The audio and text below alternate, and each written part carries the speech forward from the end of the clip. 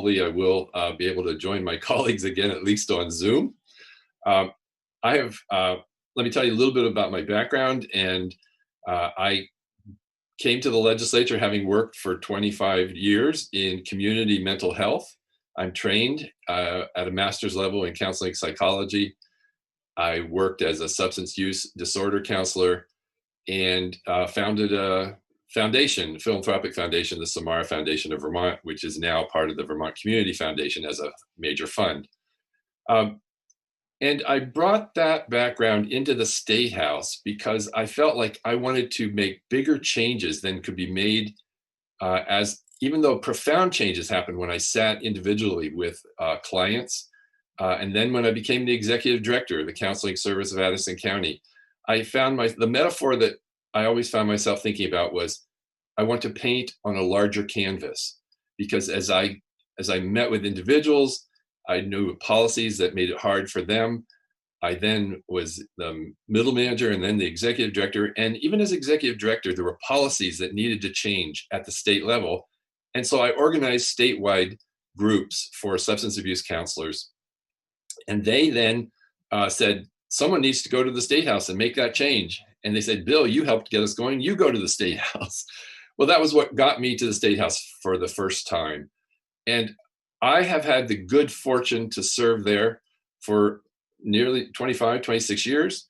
I've been able to be part of making some major changes in social policies.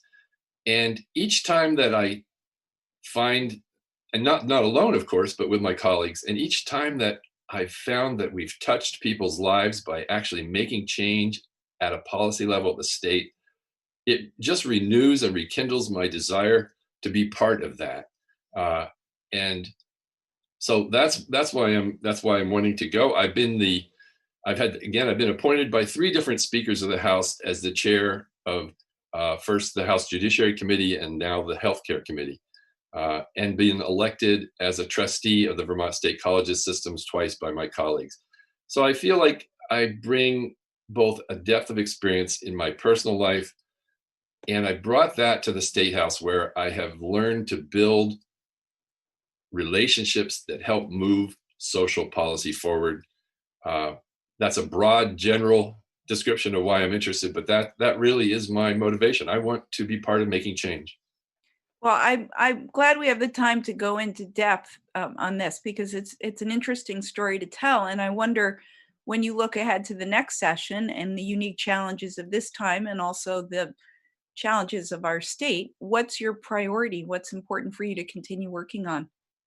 Well, several things come to mind, and nothing could be higher on the agenda right now than supporting Vermont and Vermonters around the pandemic. This COVID pandemic has upended so many people's lives. It's actually upended all of our lives. And I think partly perhaps because of some of my background in mental health, I'm also acutely aware of the stress that each of us is operating under. Even those of us who are fortunate to have enough food, to have enough shelter, to have transportation if we can ever use it. But there are many of our fellow Vermonters who are reaching the end of their unemployment benefits, who are struggling with shelter, who are struggling without sufficient food or money for food. And so at the personal level, that has to be top of our agenda, making sure that Vermonters are safe, healthy, and secure in terms of COVID-19. We need to ensure that the healthcare system of Vermont continues to be able to respond nimbly to the changes in the pandemic. And at some point, I'd love to talk a little bit more about what we've done, which I think has been extraordinary, actually. And under the leadership of our governor, who I give credit, we are safer than almost any other state in the country. So COVID-19 response to that. The second thing I look forward to really working on is continuing our long-term commitment to social justice, particularly around racial inequalities. One of the things that became so horribly clear right in the midst of this pandemic is how the social inequities in our society, particularly around race, played out both in Vermont, but even tragically more so elsewhere. But absolutely in Vermont, where people of color who who are much more vulnerable to serious illness from COVID-19. And it just really reveals the underlying social inequities in our healthcare system and in our social system generally. So I want to continue to be part of initiatives that are trying to address systemic racism, eliminating systemic racism, unbuilding it, taking it apart. And that starts by acknowledging it. And we won't change it in one day or with one bill, but that's another one of my priorities. You're muted. Sorry. Thank you. Everyone is very right on the mute. That's great. Well, we encounter it regularly in our legislative lives. You know, Yeah. we have to remind each other all the time. You're on mute. I know, it's funny.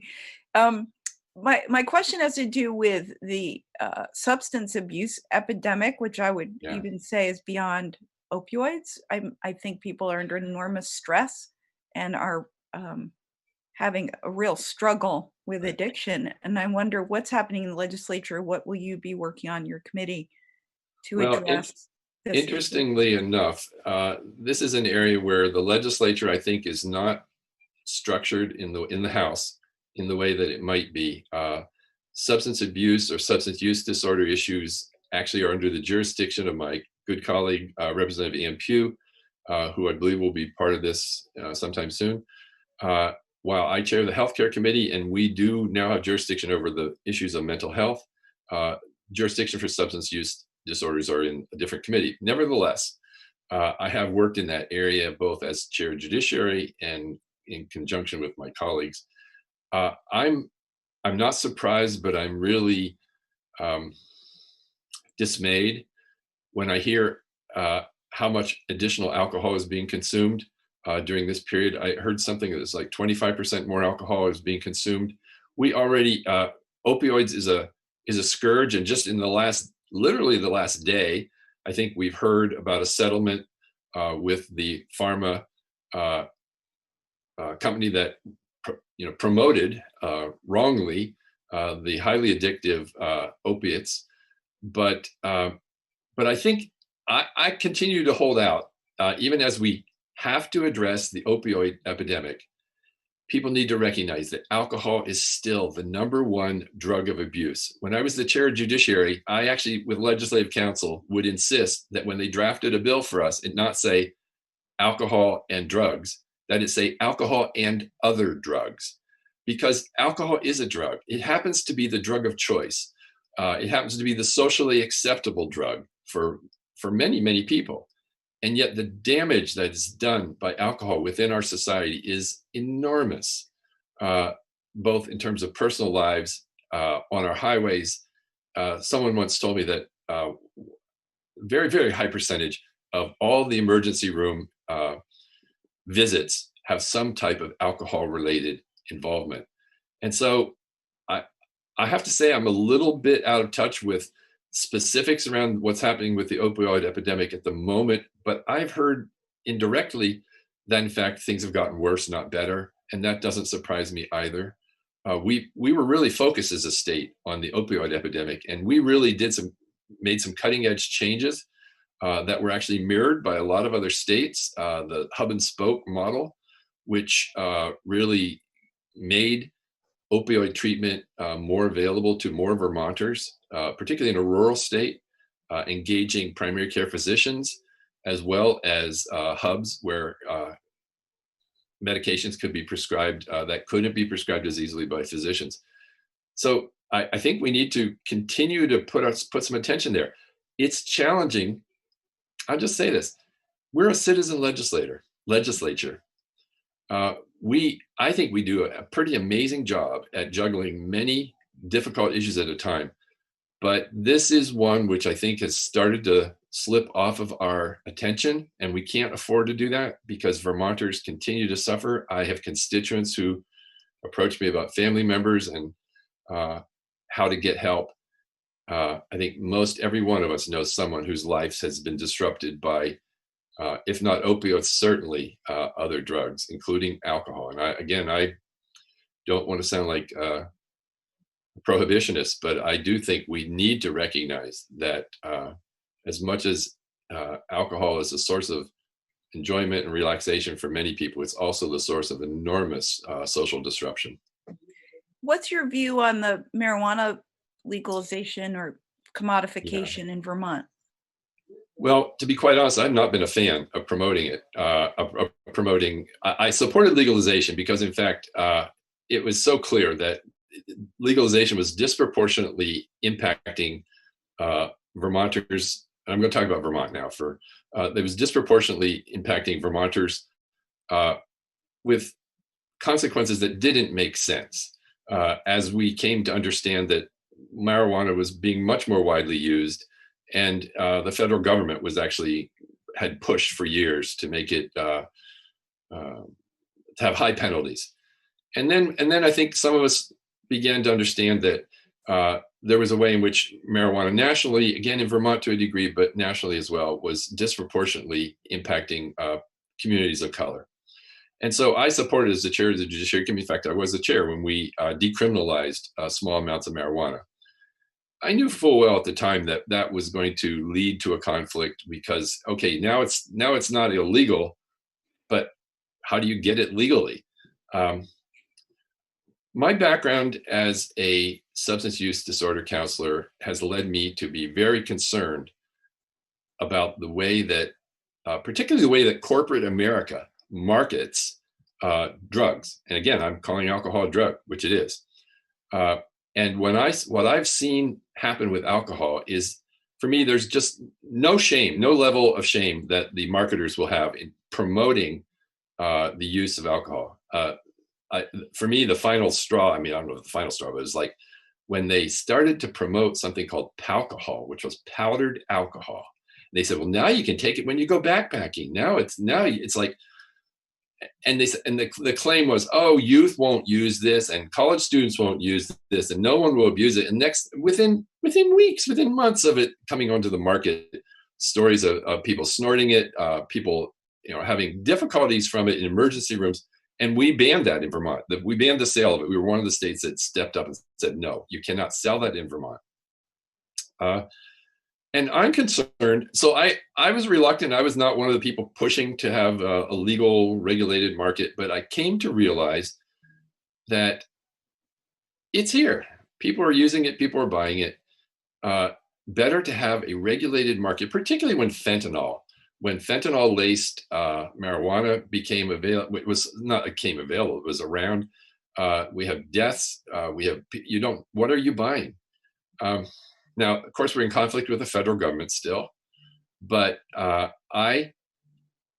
we took testimony. I said, okay, if that bill is going to move through the legislature, it's going to have to have testimony in the healthcare committee as well. And we took testimony and added provisions in our committee, which were an attempt to protect Vermonters from high unregulated dosages. We actually supported having the health department make the decisions about advertising, and a number of other provisions to try to. I finally decided strategically. One of the things I learned over the years, if you want to affect something and you're not a big fan, decide to support it and try to make the change. You're more likely to make successful changes if you're supporting it. And I knew it would pass. There was not a question that it would ultimately pass at some point.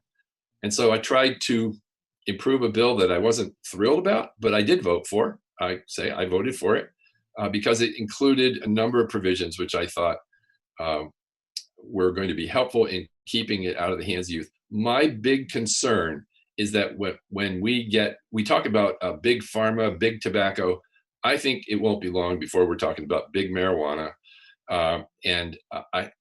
The small growers in Vermont say, well, we need to be part of the market, and committees tried to set it up so that would help. I'm not fully persuaded that we've been successful in that effort. And I think there's a lot of money to be made here, and where there's a lot of money to be made, I think we need to be very vigilant, and I intend to be. At least as for what part I can play. Thank you. That's interesting insight into how politics works. Also, not only. Yeah, well, it is. It's because it's like And I had a constituent say to me in a rather confrontational manner, I don't know, I can believe you anymore. You said you weren't going to support legalization. You weren't going to support uh, tax and regulate marijuana. And now I see you doing it. Well, I tried to explain, and I tried to explain in some written materials to my constituents.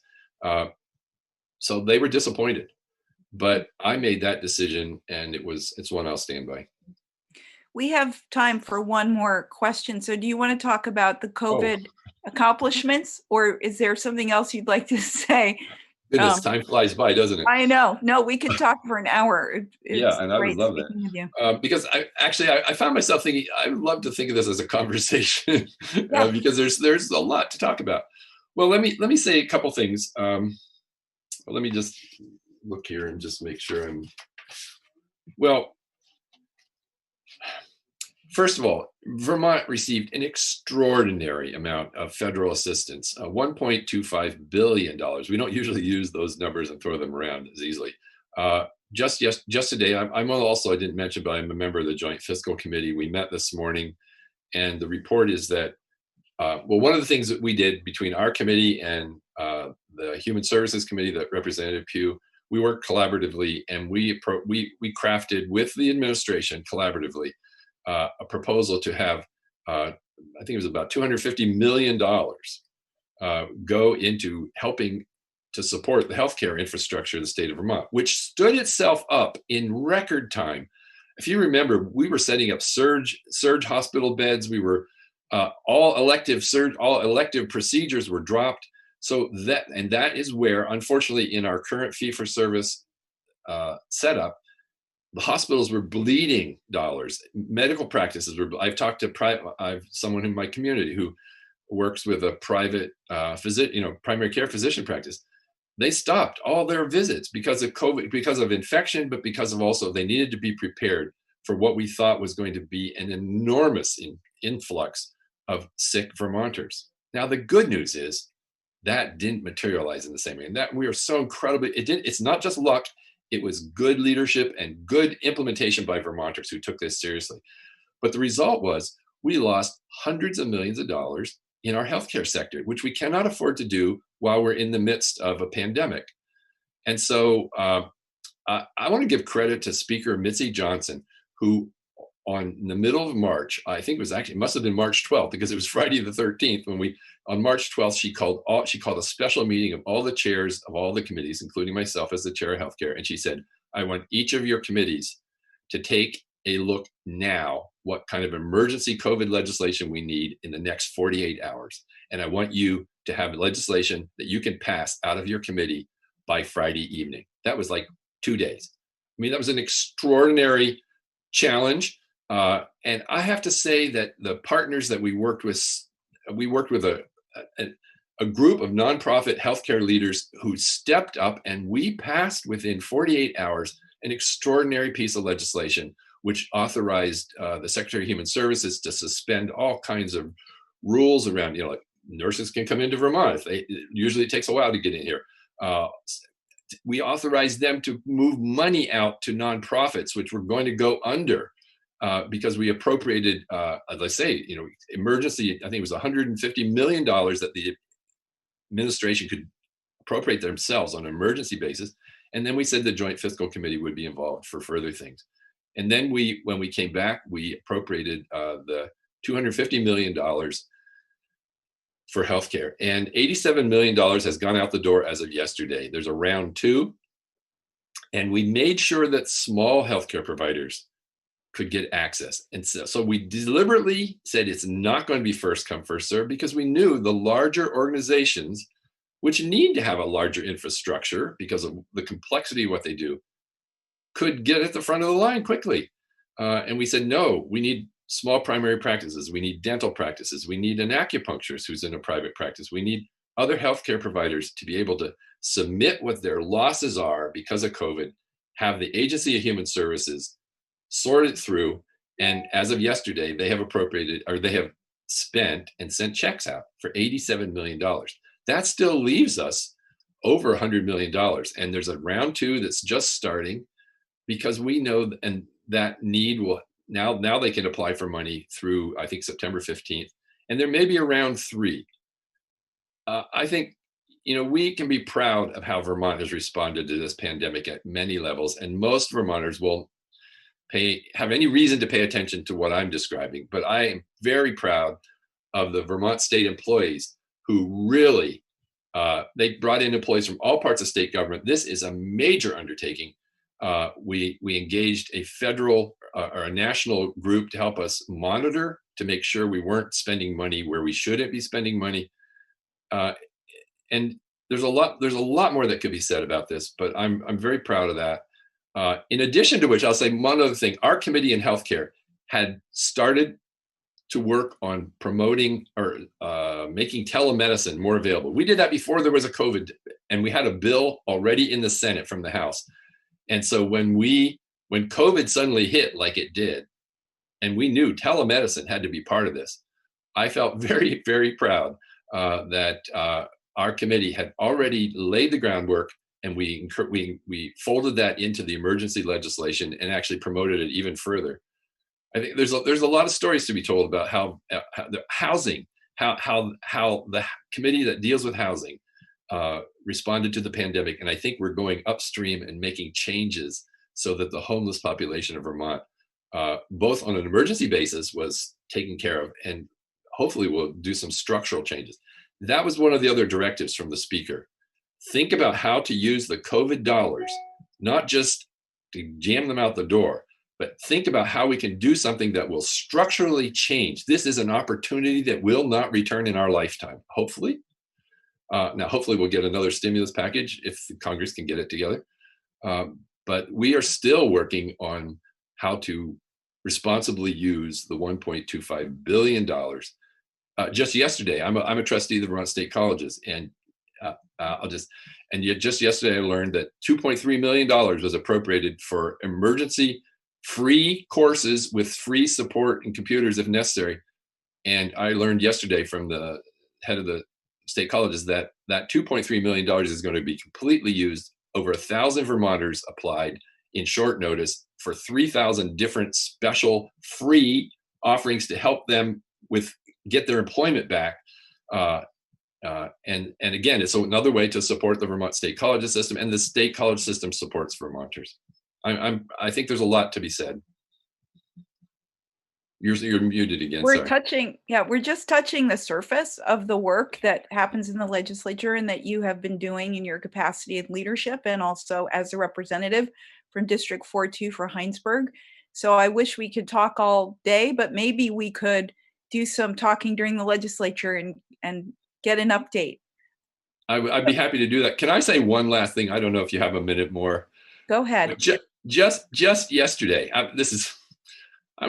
just yesterday, Pope Francis announced that he thinks civil unions for same-sex couples